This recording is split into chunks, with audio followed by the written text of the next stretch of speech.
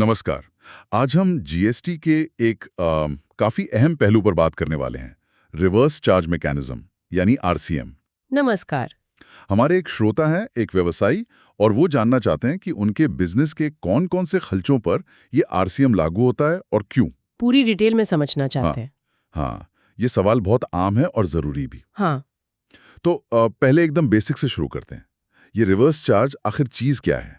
Normally तो seller tax collect करके जमा करता है ना? बिल्कुल। आमतौर पर सप्लायर की जिम्मेदारी होती है, लेकिन आरसीएम में जैसा नाम से ही पता चल रहा है, ये जिम्मेदारी रिवर्स हो जाती है, यानी खरीदार पर आ जाती है। मतलब खरीदार जो सर्विस या सामान ले रहा है, वही सीधा सरकार को टैक्स देगा। हाँ बिल्कुल, फंडा यही है। ये सरकार ने इसलिए किया ताकि मतलब जो असंगठित क्षेत्र हैं, उनको टैक्स नेट में लाया जा सके और टैक्स कलेक्शन सुधरे।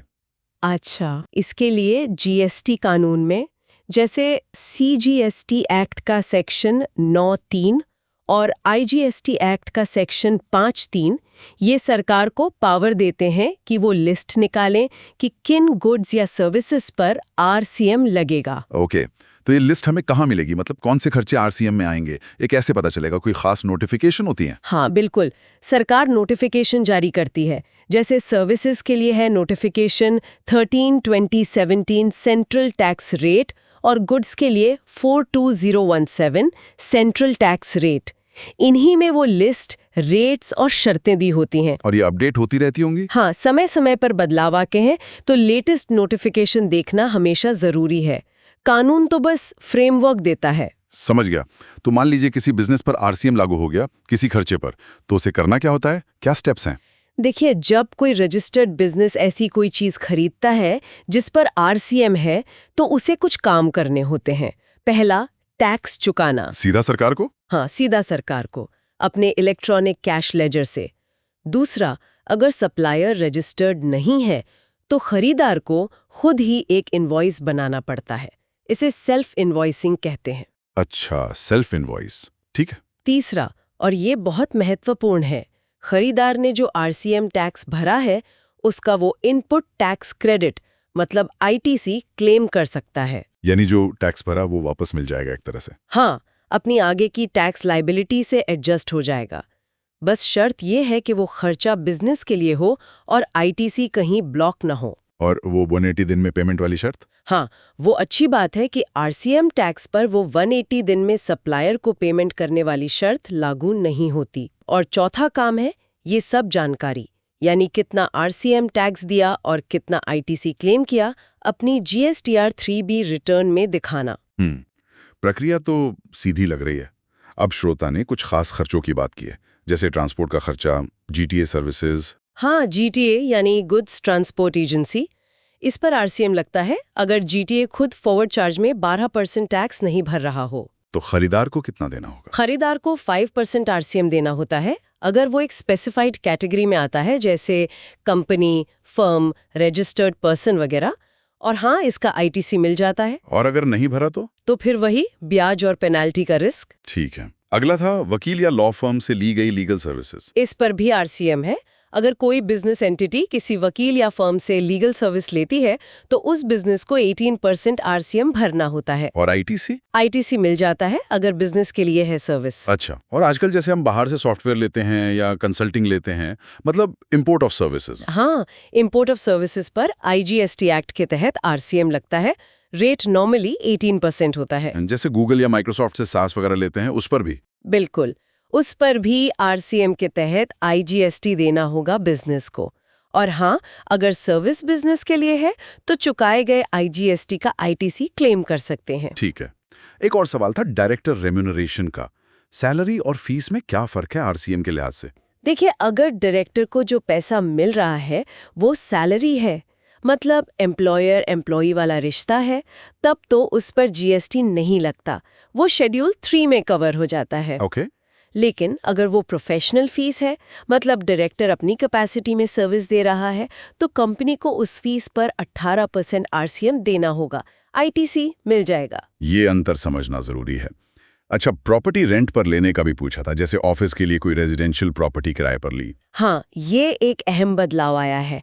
अगर कोई रजिस्टर्ड बिजनेस है और वो किसी अनरजिस्टर्ड मालिक से रेजिडेंशियल प्रॉपर्टी किराए पर लेता है, चाहे ऑफिस के लिए या गेस्ट हाउस के लिए, तो अब उस बिजनेस को किराए पर 18% RCM देना होगा। अच्छा, पहले ऐसा नहीं था। पहले ये क्लियर नहीं था, अब स्पेसिफिकली नोटिफाई किया गया है। हाँ, अगर पर्सनल यूज के लिए रेजिडेंशियल प्रॉपर्टी है तो वो GST से बाहर है। और कमर्शियल प्रॉपर्टी सरकार से ली तो? उस पर भी RCM लागू होता है।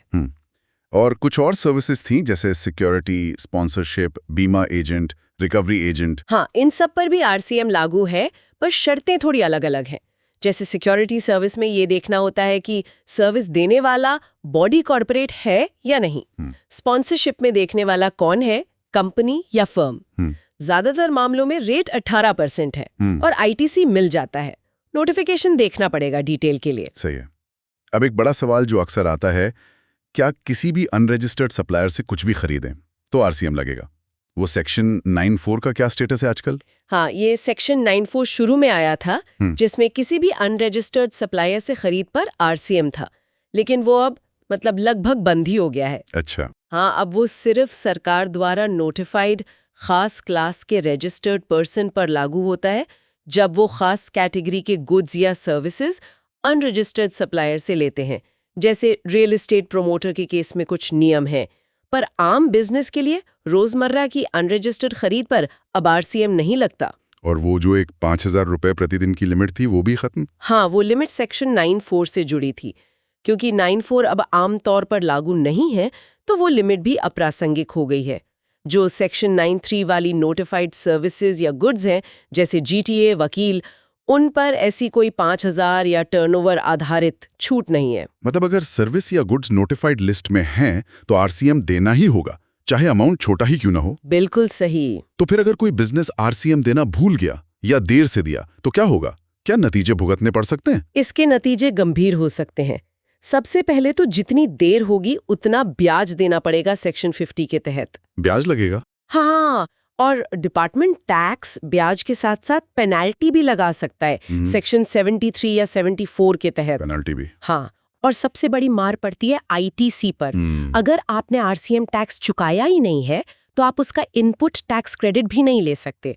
वो सीधा सीधा आपकी कॉस्ट बन जाता है। ओहो, मतलब टैक्स भी गया और क्रेडिट भी गया। बिल्कुल, इसलिए RCM को हल्के में नहीं लेना चाहिए। तो कुल मिलाकर निचोड़ ये है कि बिजनेस को बहुत सावधान रहना होगा। पहले तो ये पहचानना होगा कि किन किन खर्चों पर RCM लागू होता है। सही बात है। इसके लिए नोटिफिकेशंस पर नजर रखनी होगी और फिर सही प्रक्रिया फॉलो करनी होगी। सेल्फ इनवॉइसिंग, टाइम पर टैक्स पेमेंट और रिटर्न में सही रिपोर्टिंग। हाँ, और अपनी अकाउंटिंग बुक्स में भी RCM पेबल और RCM इनपुट क्रेडिट को ठीक से रिकॉर्ड करना जरूरी है। उम्मीद है कि इस विस्तृत चर्चा, कॉम्प्रिहेंसिव ब्रेकडाउन और जो हमने वास्तविक उदाहरण, रियल वर्ल्ड एग्जाम्पल्स देखे, उनसे हमारे व्यवसायी श्रोता को RCM वाले खर्चों को समझने में काफी स्पष्टता मिली होगी। बिजनेस चलाने के लिए आजकल बहुत जरूरी है। और जाते जाते एक सवाल छोड़ जाते हैं सोचने के लिए, क्या RCM का सही से पालन करना सिर्फ एक मजबूरी है, या ये व्यवसायों को अपने सप्लायर बेस को बेहतर बनाने या कैश फ्लो मैनेजमेंट में कोई छिपा हुआ फायदा भी दे सकता है? इस पर विचार जरूर कीजिए।